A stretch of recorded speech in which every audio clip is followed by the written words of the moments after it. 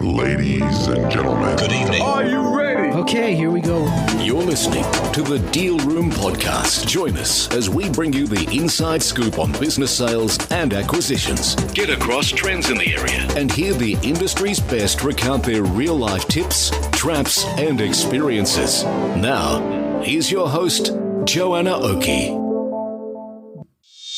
Hi, it's Joanna Oakey here and welcome back to the Deal Room Podcast, a podcast proudly brought to you by our commercial legal practice, Aspect Legal. Now, today we have part 2 of our 2-part series on why everything other than the price can make or break a deal.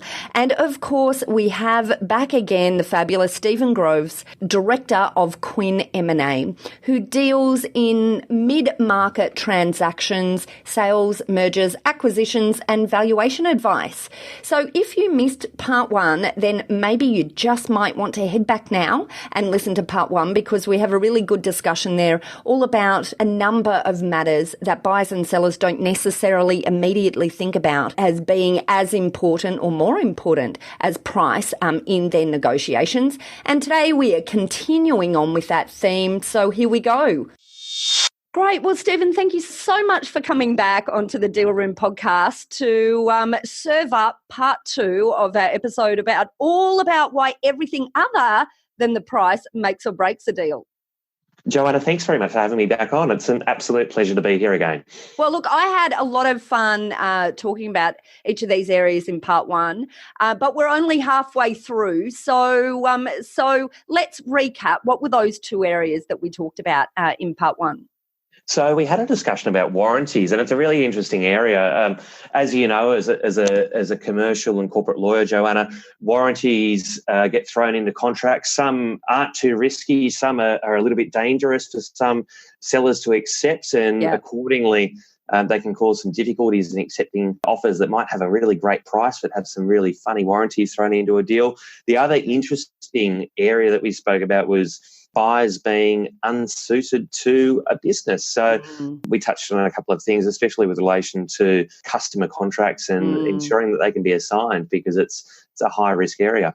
And actually, I know part 1 was buyers being unsuited, but just before we leave that as a topic, I think that it's an interesting reflection on buyers being unsuited as well. I mean, it's difficult because I guess no seller wants to sit there and say, well, am I really going to assess the ability of the buyer to run this business? And to a degree, that's their issue once they take over the business. But there's a lot of discussion around about the high rate of failure of M&A transactions from the perspective that quite often they don't meet the target goals. So I guess the usefulness in all of this is that, well, I guess why is it that a seller should care whether or not the buyer is a good buyer or is unsuited? Why do you think it's relevant to them?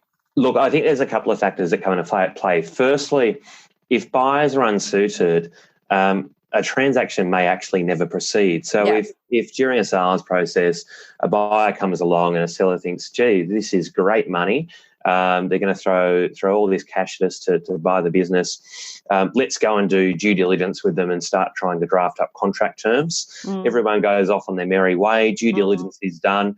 And as part of due diligence, a month and a half down the track, the buyer turns around and inevitably says, we think there's some significant risks for us in buying this business because we don't believe that we'll be able to service your major customers in their contracts that they have in place. Or alternatively, you go ahead and you exchange contracts, and as part of the process of finalising the transaction, go out to your major customers and they turn around and say, these buyers that you've put forward to us, we're not going to provide them with any further work. We don't like them. Or the staff hate them and don't like the culture. There's no cultural fit, so key people start leaking, out, which is particularly problematic if that happens. Absolutely. The other interesting area, and today we're going to touch on payment terms. In probably 70 to 80% of the transactions that I run, there is always some component of the payment terms which are deferred. Now, it might be an earn-out, a commission, might even be vendor finance. But if there's risks surrounding a buyer, and if there's an issue that the seller can foresee that might indicate that the buyer won't be suited to running the business long term, that can put a whole host of jeopardy over the deferred payment arrangements, which might be included in a transaction. So it's highly risky. I think you were bang on there. I think that is the highest risk that can come from a buyer that's unsuited to the transaction. It's this deferred payment scenario, because there are so many issues that I have seen where issues have arisen in whether or not earnouts have been triggered, or deferred payments being made, or whatever the case may be, have related back to this fundamental issue between the wrong cultural fit, or for some reason the buyer just not being suited to the business or the culture of the business as a whole.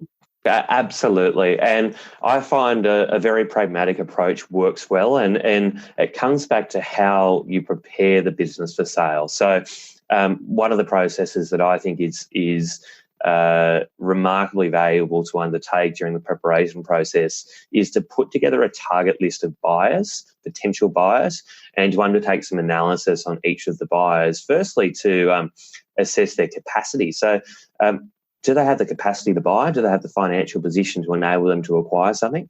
And secondly, to assess their capability. Now, I'm lucky in the sense that basically all of the transactions that I advise on are business-to-business sales. So one company is selling to a competitor or selling to a company up or down their supply chain. So strategic transactions, which means that for a lot of the bigger companies, we can see their financial position as a starting point, and we can also see a lot of information about what work they currently do and how suited they are to a transaction. Without noting as part of that a lot of the strategic buyers, like competitors, normally get a lot of advantage as well out of buying companies, which means that they might pay a premium. So by spending time at the start to go through and identify who the buyers are likely to be and who's suited, it can really shortcut the transaction process and eliminate some of the risks of having a buyer come through who just won't work in the long run for the transaction. And of course, this is probably even more so a bigger issue for the buyer than the seller, obviously, if they're throwing down money for a company or a business that they're not suited to, and then they only discover this once they're in, and, they find value leakage because of the lack of suitability of them. But I find so, but in many instances, buyers are far more keyed into this as an issue because it's more obvious, I guess, coming into a business. Having said that, not all buyers are. So I still think there's a lot of work for many buyers to do on really drilling further into this. But the point is that it's not as obvious an issue for the sellers. And I guess that's why we're focusing on that today. Yeah, look, absolutely. It's not something that many sellers, in my experience, will put great weight on, but I find it to be something that's very, very important to look at. Yeah. And just the last thing that I want to throw in there, because I guess we've spent quite a bit of time talking about this particular element, but it is an interesting element, is if you are a smaller business that's selling into a large business, say, for example, a listed entity or an offshore-based entity, fundamentally there will almost always be very large cultural differences and process and systems differences and probably pricing differences also, from the customer side. And so I guess that in and of itself is, if you are evaluating that type of pool of buyers, which many businesses will be because they will come in with a higher price point, I guess that in itself is perhaps a trigger for you to think about this, because that can be a bit of a flag. Well, look, absolutely. As part of my practice, I sell quite a number of professional services firms. I don't know how I ended up getting into it, but it does come up quite a bit. And for professional services firms, if hourly rates are not consistent between the two practices, so the seller and the buyer, quite often a transaction just won't work. So I think of the example of an accounting firm. If an accounting firm has partners charging at $400 an hour and they're looking at selling to a firm where partners bill out at $700 an hour, that could be an issue, in the sense that clients who come over to the new firm that buys out the practice may get a bit of a shock when their bills start coming in. It's a a third or 2/3 higher than what they traditionally have been. And it can really cause quite a few problems. Large client leakage. Absolutely. Namely. Absolutely. Okay, good. All right. Well, we've really given that area a big run, I guess, but the unsuited buyers, but I think for good reason. What else do you have there on your list, Stephen? What else should we be considering other than price that can make or break a deal? Look, as we've just touched upon, and it's probably the most obvious factor, and it's payment terms. So, look, like I said, about 70%, and I'm pulling numbers out of the air here, but 70%, if not more, of the transactions that come across my desk that I advise upon have some form of deferred payment terms. Now, this can be commissions, this can be earn-out arrangements, it can be vendor finance. It doesn't really matter. At the end of the day, normally, buyers like to put these types of deferred payment arrangements in so that the risk is shared between the seller and the buyer post-transaction. And by risk sharing, that means that after completion of a sale, the seller still has risk in the business that they've just sold. Now, some sellers are quite comfortable with this, especially if they're selling off a low base and they think that the company that they're selling is going to have significant improvements over the next few years post-transaction. An earn-out arrangement can work quite well in those circumstances if they're confident that the business will improve. However, if there's a significant amount of downside risk, and buyers look to incorporate, for example, an earn-out into the transaction payment terms, that can scare a lot of sellers off accepting deals, even though the deals might have pretty reasonable or good prices attached to them. It's a major area. The other interesting component of this is vendor finance terms and the risk of companies simply running into strife after a deal's been done. So if you're entering as a seller, if you're providing vendor finance, you're essentially becoming a bank. And as part of the process, if you don't have very, very good security over something like real property, like a first mortgage, which 9 times out of 10 vendor finance doesn't incorporate security of that calibre, there's a risk. If the buyer doesn't turn around and continue to make payments back to you for your finance agreement, you might be out of pocket and have a couple of choices, one of them being litigation, which might cost too much money to make it worthwhile. So major risk to consider. Now, it all comes down to the circumstances. Some sellers are happy to wear risk, happy to wear more risk than other sellers. And if they are, and if the price is good and all the other terms appear reasonable, then they might accept offers like that. On top of that, it depends what's happening with the transaction campaign itself. If there's one buyer and only one buyer, unfortunately, from a seller's perspective, they might need to give a few things away and be a little bit more liberal with what they accept than what they would like to accept. But it's a major risk and it can cause issues with transactions. Yeah, absolutely. And I find in many instances the issue that comes to us from the seller perspectives, sellers are just, they're worried about deferred payments, not so much deferred payments as a whole, earn-outs in particular, for good reason, because we see lots of issues that occur when trying to ensure that they're triggered if there is no control or not enough control of the seller and in the operation of the business up until the point of the trigger of the earn-out.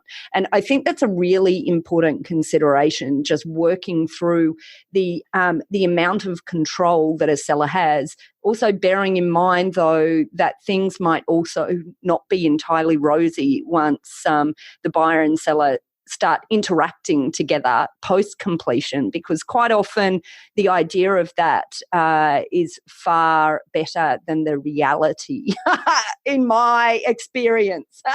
Absolutely. Everyone's friends, and then when the check gets handed over, things can go downhill very quickly. But, I mean, having said that, it's very easy to dwell on the negatives and the risks of deferred payment arrangements. However, I find they can actually be quite useful tools to use in order to beef up an offer. Now, what I mean by that is if I have a buyer who's offered $5 million for a business in cash on settlement, and that's their best possible offer, and they won't give us $1 more, one of the easiest ways to try and squeeze a couple of extra bucks out of them can be to have a discussion around putting in place a vendor finance arrangement or an earn-out arrangement in order to derive a little bit more remuneration from the deal moving forward. Now, if all you were going to get was $5 million in cash on settlement, and you can squeeze some extra money through vendor finance or an earn-out, then great.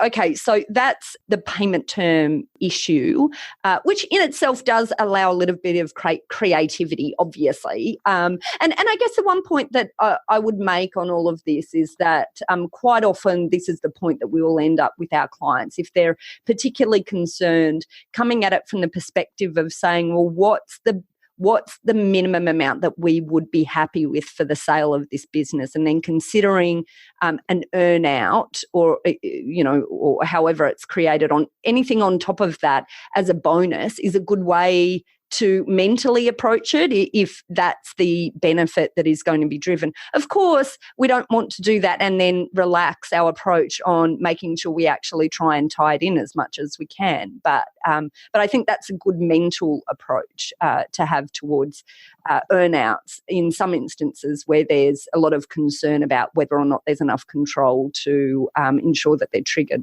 Okay, all right. So what else? What else do you have in your tool chest there, Stephen, of what else is important other than just price?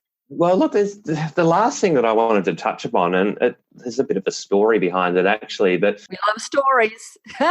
Love stories. There are just so many things apart from price that can make or break a transaction, and we'll never be able to cover them, regardless of how many of these chats we have. But I remember clients of mine a couple of years ago now, we received an offer from a buyer that was located in Texas over in the United States.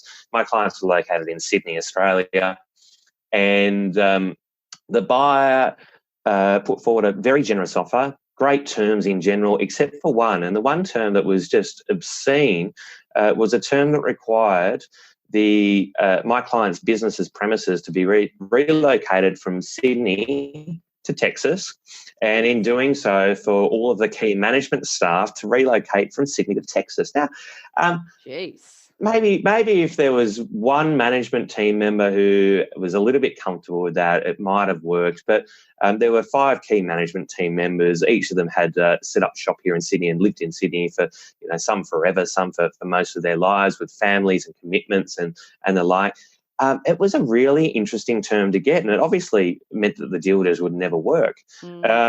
And it was a genuine deal breaker for the Texan buyers that we had. They didn't like the idea of having business operations in Australia. They liked the business. Interestingly enough, my clients' business operations were doing work primarily in the United States, so they thought it would make sense to move the entire business over there, but it just didn't work. So there's so many. I can understand why, Stephen. I can understand why. Absolutely, and it just goes to demonstrate that there are so many intricate little funny terms that will get thrown into a proposed transaction beyond price that can absolutely be deal breakers. Price is important, but there's so many other factors at play, this being one of them, and the other factors that we've discussed over the last 2 discussions that we've had are also important too. And so let's just for a moment then touch on the buy side. And of course, we've talked about that a bit all the way through, but in particular for buyers out there, do you have any tips? Particularly, I guess you're sitting here at the pointy end where you're with the sellers when they're receiving offers. What is it that buyers can do to make their offer more attractive, other than just price? I'm sure price is clearly, obviously part of it. Price is absolutely key. From a buyer's point of view, my view is the big risk that a buyer should try and avoid is putting forward an attractive offer that contains little more than a price. than running in and spending a hell of a lot of professional fees and time conducting a due diligence to then formulate an extended set of terms which are unreasonable to a seller. So the best way for buyers to navigate this process, I find, is for buyers to be as descriptive as they possibly can when putting forward their initial offer. If a seller only wants to hear a price, that's fine, but I would still encourage buyers to essentially sit down with their advisors, be it their due diligence advisors, their transaction advisors, their legal advisors, and based on what they know prior to due diligence, spell out what the terms will be. Now, typical terms that I find should be addressed are price, obviously, but how are you going to pay the price? What type of payment terms would you like to incorporate into a potential deal? Where are you going to get your funding from? Sellers love it when buyers put forward offers saying, we have a finance arrangement that's been long-standing with Westpac Banking Corporation and we have a credit line with them for $10.5 million. Fantastic. A seller sees that and they think, wow, these buyers have the capacity to buy and they can complete a transaction. Also spelling out what your plans are as a buyer for the future role of the directors, shareholders and management team. What role do you want them to take? Normally buyers have some idea as to how they see these things playing out. And if you can provide an indication when placing forward your offer, a seller will be able to better understand your offer and be able to better understand whether they are interested in conducting a due diligence exercise with you. And as a buyer, it's important to understand that the initial offer is, generally speaking, 99 times out of 100, non-binding and subject to due diligence. So the process of due diligence allows you to refine the terms further and to adjust based on what you find out. But at least at the outset, if you can put forward a very all-encompassing offer that discusses price but discusses a whole host of other terms, the seller will be far more comfortable with you as a buyer, and you'll be mitigating your risks as a buyer, and understanding whether the seller is on board for what you want to put forward or not at the outset. Absolutely fabulous ideas there. Some really sensible and wise words, Stephen. I just want to thank you so much for this two-part series. I think it's really been interesting. We've touched both on the buy side and the sell side. I think it's really good to have these discussions about all of the other things that are relevant other than just price. Obviously, as lawyers who are quite often sitting in the depth of the detail, we see firsthand everything else that can be relevant other than price. But I just think it's really good to have, someone who's sitting at the pointy end of negotiating the transaction who also is on board with this idea that there's so many things that are really fundamentally important other than just price. And some of the best transactions that I have seen have been where, well, I guess number one, obviously where there's competitive tension, because that can be a very important element in making sure you're getting the right deal, is in the sellers actually not choosing the highest price and going with better terms, because I think at the end of the day, that's something that really can be the measure of a transaction that ends up going along a lot smoother and quicker, because at the end of the day, no one is happy with these long, arduous processes, particularly if they have a risk of falling over at the end. Absolutely. Preparation's key, and the success or failure of transactions, fortunately or unfortunately, is often a detail-oriented exercise. So having your eyes wide open to these things is so important, as I know is your experience, Joanna. So it's been an absolute pleasure. Brilliant. Stephen, thank you. I've absolutely loved the discussion. How do our listeners contact you if they're interested in getting information about working with you or talking about this area more?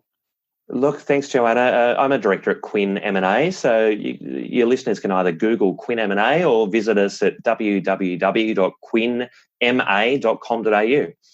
Excellent. Wonderful. Well, look, thank you, Stephen. Thank you so much for coming and joining us for not one, but two episodes all on this interesting topic. Thanks, Joanna. It's been an absolute pleasure to be here. I've enjoyed every minute of it. So thanks for having me. Well, that's it for part 2 of our 2-part series with Stephen Groves from Quinn M&A, all about why everything other than price makes or breaks a deal. I hope you found the 2 parts interesting listening. Of course, once again, you've just listened to part 2, so if you haven't heard part 1, then just skip back in this podcast series and you'll find it just before this episode. And if you'd like more information about this topic, then head over to our website at thedealroompodcast.com, where you'll be able to link straight through to Stephen at Quinn M&A. And of course, on our website, you'll also be able to find details of how to contact our lawyers at Aspect Legal if you or your clients would like to discuss any legal aspects of sales or acquisitions. Well, that's it. Thanks again for listening in. You've been listening to Joanna Oakey and the Deal Room Podcast, a podcast very proudly brought to you by our commercial legal practice, Aspect Legal. See you next time.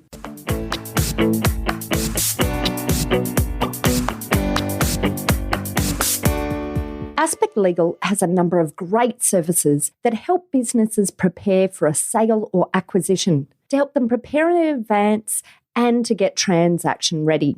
We've also got a range of services to help guide businesses through the sale and acquisitions process. We work with clients both big and small and have different types of services depending on size and complexity. We provide a free consultation to discuss your proposed sale or acquisition. So see our show notes on how to book a time to speak with us, or head over to our website at aspectlegal.com.au. Ladies and gentlemen. That will conclude this evening's entertainment.